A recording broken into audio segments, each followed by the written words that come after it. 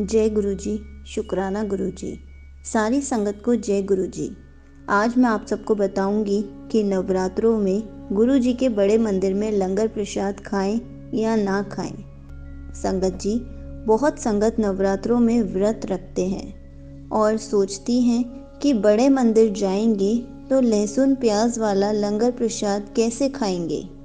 संगत जी, अगर आपके मन में भी यही ख्याल है तो तुरंत उसको अपने दिमाग से निकाल दीजिए, क्योंकि गुरु जी का लंगर प्रसाद कोई भोजन नहीं है कि हमें उसकी सामग्री को सोचने की ज़रूरत पड़े। गुरु जी का लंगर प्रसाद हमारे लिए दवाई है, इससे हमारे रोग ठीक होते हैं। आज मैं आपको एक सत्संग के थ्रू समझाती हूँ, ताकि आप ऐसा कभी नहीं सोचो कि नवरात्रों में गुरु जी का लंगर प्रसाद कैसे खाएं। जब गुरु जी फिजिकल फॉर्म में थे तो एक संगत जी ने नवरात्रों के टाइम गुरु जी से पूछा कि क्या हम नवरात्रों में लंगर प्रसाद खा सकते हैं। मैं तो व्रत रखती हूँ तो ये प्रसाद नहीं खा सकती। गुरु जी ने मुस्कुराते हुए कहा कि ये खाना नहीं है, प्रसाद है, चुपचाप खा ले।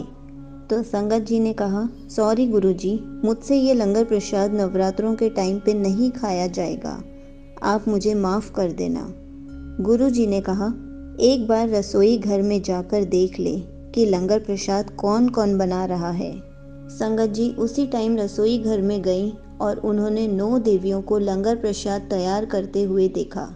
जैसे ही संगत जी वापस आई तो गुरु जी ने पूछा, हो गई तसल्ली, कर लिए दर्शन। वो गुरु जी के चरणों में गिर पड़ी और माफ़ी मांगने लगी। लंगर प्रसाद सिर्फ प्रसाद नहीं होता है, वो एक मेडिसिन होती है जिससे संगत की सारी बीमारियां ठीक होती हैं।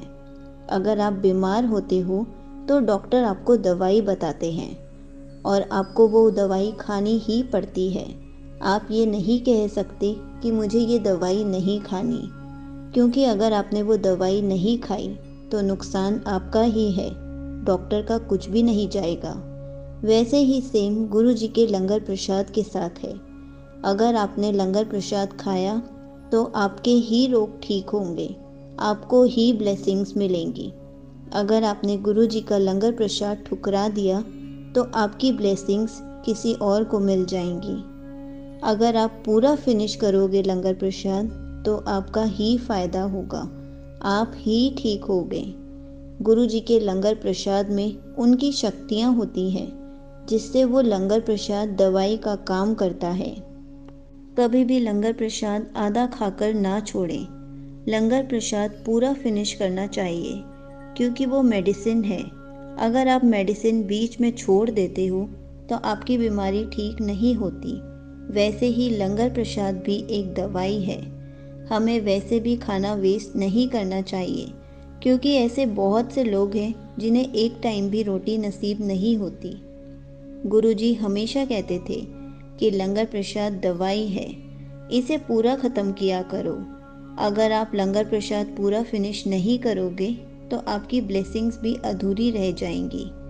इसलिए कभी भी ना सोचें कि मेरा व्रत है, मैं लंगर प्रसाद कैसे खाऊंगी, इसमें तो लहसुन और प्याज डला है। मैं बड़े मंदिर ही नहीं जाती तो मुझे लंगर प्रसाद भी नहीं खाना पड़ेगा। माता रानी कहीं बुरा ना मान जाए, कभी भी ऐसा ना सोचें। अगर आपको बड़े मंदिर जाने का मौका मिल रहा है तो ज़रूर जाएं और 9 देवियों के हाथों से बना प्रसाद ज़रूर खाकर आएं। आप भी उन लकी संगत में से एक बने जिनको व्रत में भी 9 देवियों के हाथ का बना प्रसाद खाने को मिल रहा है। आपको 9 देवियाँ खुद ब्लेस करके जा रही हैं, आपको गुरुजी खुद ब्लेसिंग्स दे रहे हैं, तो आप किस बात की टेंशन ले रहे हो। आपका फास्ट है, कोई बात नहीं। संगत जी, आप कभी ऐसा ना सोचें कि मैं नवरात्रियों में व्रत रख रही हूँ, माता रानी बुरा मान जाएगी। आपको तो खुद 9 देवियाँ अपने हाथों से प्रसाद बनाकर ग्रहण करने के लिए दे रही हैं। इसलिए आप खुशी खुशी नवरात्रों में भी गुरु जी के बड़े मंदिर का लंगर प्रसाद खा सकते हैं।